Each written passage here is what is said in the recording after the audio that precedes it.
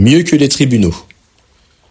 De l'avis de beaucoup, un tribunal n'est pas le lieu pour débattre de questions médicales tout à fait personnelles. Que diriez-vous si vous choisissiez un traitement antibiotique et que quelqu'un fasse appel à la justice pour vous obliger à subir une ablation des amygdales?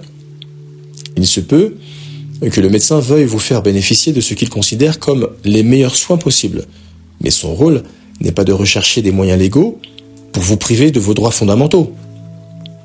En outre, puisque la Bible accorde à l'interdit relatif au sang la même importance morale qu'à celui qui s'applique à la fornication, forcer un chrétien à absorber du sang revient en quelque sorte à le violer, selon Actes chapitre 15, versets 28 et 29. Toutefois, on peut lire dans Informed Consent for Blood Transfusion, 1989, que certains juges sont tellement désemparés lorsqu'un malade est prêt à accepter un certain risque, en vertu de ses droits religieux, qu'ils trouvent des exceptions juridiques, ou si vous préférez, des inventions juridiques, pour autoriser une transfusion. Ils tentent peut-être de justifier leur décision en invoquant une grossesse ou des enfants à élever. Il s'agit là d'inventions juridiques, poursuit le livre. Les adultes juridiquement capables sont habilités à refuser un traitement.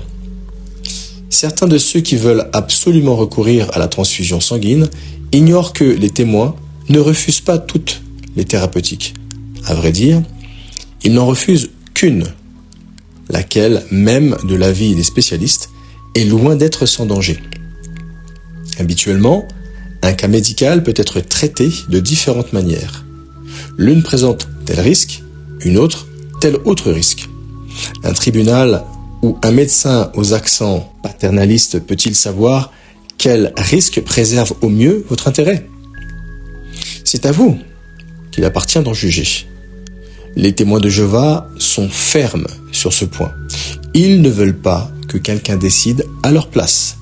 Ils ont personnellement, devant Dieu, la responsabilité de faire ce choix. Quelles conséquences pourrait avoir sur votre conscience et, facteur très important, sur votre désir de vivre, une décision de justice statuant que l'on doit vous administrer de force un traitement dont vous ne voulez absolument pas? Selon le docteur Conrad Drebinger, cela serait une forme d'ambition médicale tout à fait mal placée, qui conduirait à forcer un malade à accepter une thérapeutique donnée en faisant fi de sa conscience, ce qui aurait pour effet de soigner le corps, mais de porter au psychisme un coup mortel. Der Practice Arzt, juillet 1978. Ils aiment leurs enfants et prennent soin d'eux. Lorsque la justice intervient pour imposer une transfusion sanguine, c'est le plus souvent parce qu'un enfant est concerné. Les chrétiens, qui sont de bons parents, demandent avec respect qu'on n'administre pas de sang à leurs enfants. Pourtant, il arrive que des médecins recherchent l'appui de la justice pour pouvoir procéder à une transfusion. Naturellement, les chrétiens reconnaissent le bien fondé des lois et des actions en justice destinées à protéger un enfant contre toutes sévices ou toute négligence. Peut-être vous-même avez-vous entendu parler de parents qui brutalisent leur enfant ou lui refusent tout soin médical. Cela est horrible. Dans ce cas, il est certain que les autorités se doivent d'intervenir pour protéger l'enfant. Toutefois, il est clair que cela n'a rien à voir avec un autre genre de situation. Quand des parents attentionnés demandent que soit utilisée une thérapeutique hautement perfectionnée, mais qui ne fasse pas appel au sang. D'habitude, lorsqu'un tribunal est saisi, c'est pour statuer sur le cas d'un enfant déjà hospitalisé. Comment est-il arrivé en ce lieu et pourquoi? Presque toujours, ce sont ses parents qui, soucieux de sa santé, l'y ont fait entrer pour qu'il y reçoive un traitement de qualité. De même que Jésus s'intéressait aux enfants, de même les parents chrétiens prennent soin de leurs enfants. La Bible ne dit-elle pas qu'une mère entoure de soins les enfants qu'elle nourrit?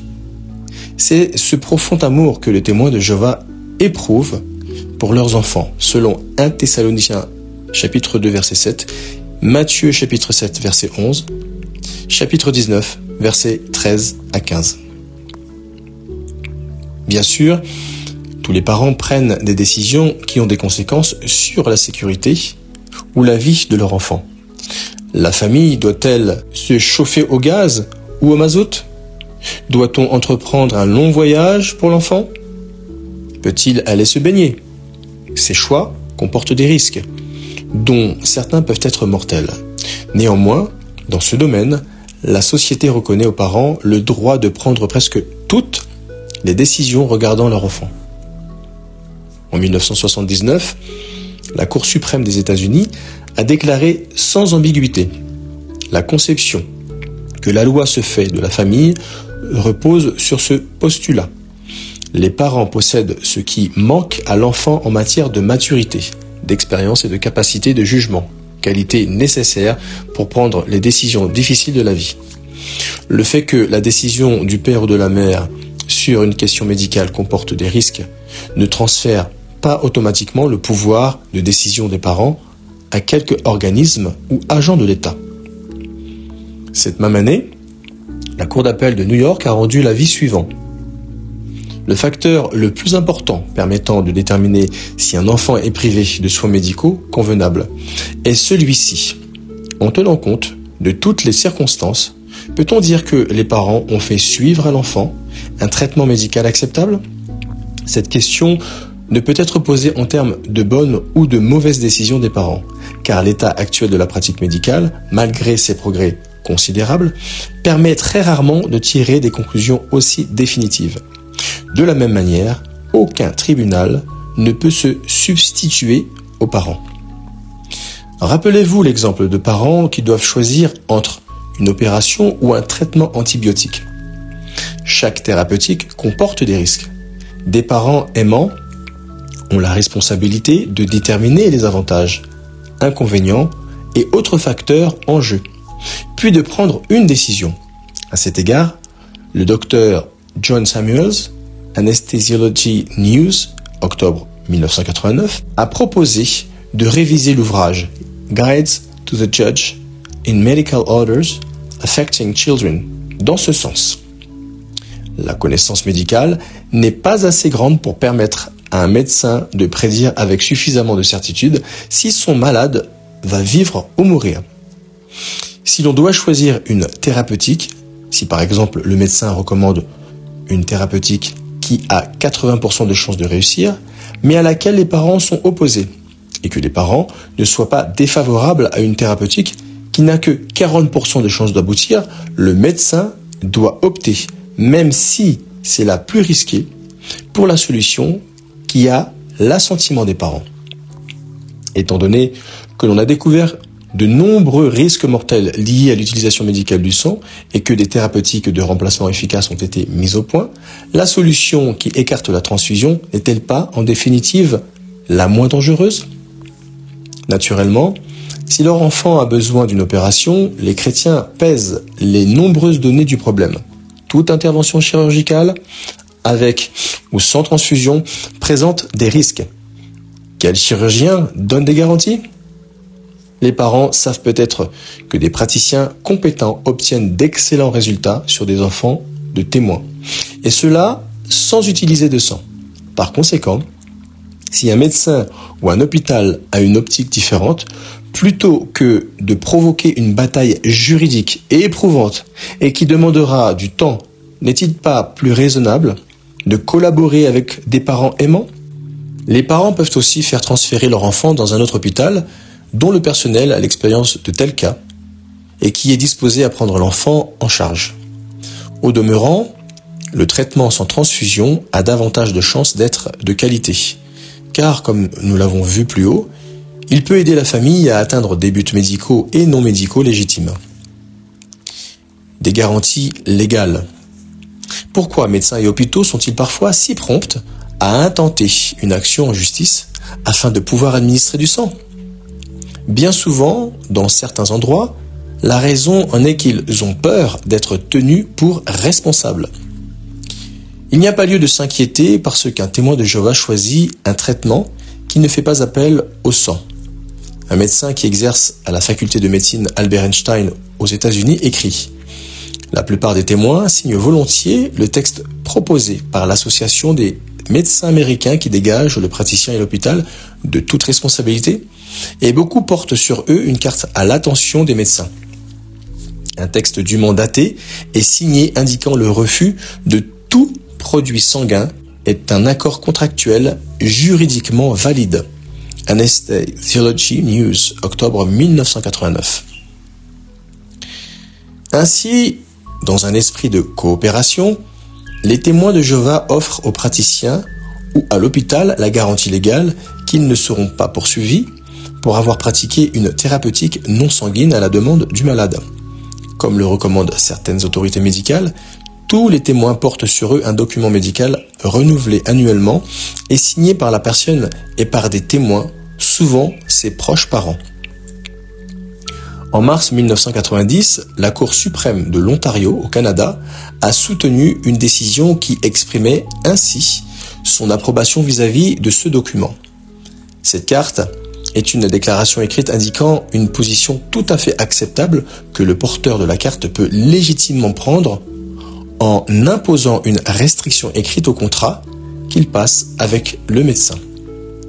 Voici ce que dit le professeur Daniel Andersen dans Medicines Ethics 1985. S'il existe un document écrit dans lequel le malade déclare sans ambiguïté qu'il est témoin de Jéhovah et ne veut en aucun cas qu'on lui administre de sang, le respect de l'autonomie du malade exige que ce désir soit respecté, comme il le serait s'il avait été exprimé oralement. Les témoins signent également des décharges à l'intention des hôpitaux. L'un de ces textes, utilisé à l'hôpital de Fribourg en Allemagne, comporte un espace vide où le médecin peut indiquer quels renseignements il a donné au malade à propos du traitement. En outre, au-dessus des signatures du médecin et du malade, on trouve cette déclaration. Appartenant à l'organisation religieuse des témoins de Jéhovah, je refuse catégoriquement que l'on m'administre du sang ou des composants sanguins étrangers pendant l'opération. Je suis conscient que les risques liés à la thérapeutique qui a été prévue et qui est nécessaire s'en trouvent augmentés en raison de complications hémorragiques. Après avoir reçu des explications complètes, en particulier sur ce point, je demande que l'opération en question soit pratiquée sans administration de sang ou de composants sanguins étrangers. Ers Kreslov, août 1987. À vrai dire, il se peut que l'on prenne moins de risques en n'utilisant pas de sang. Toutefois, si les témoins signent volontiers ces décharges, c'est dans le but de dégager le praticien et son personnel de tout souci inutile, afin qu'ils puissent se consacrer à la tâche qui est la leur, soigner les malades. Cette coopération profite à chacun. Comme le montre le docteur Angelos Kombouris dans Chirurgie lourde de l'abdomen sur des témoins de Jéhovah.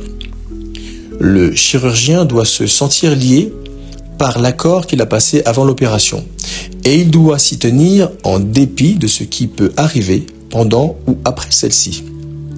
Cette façon de procéder dispose favorablement le malade envers le traitement et dégage le chirurgien de toute préoccupation juridique ou philosophique, lui permettant de porter son attention sur l'aspect chirurgical et technique de l'acte.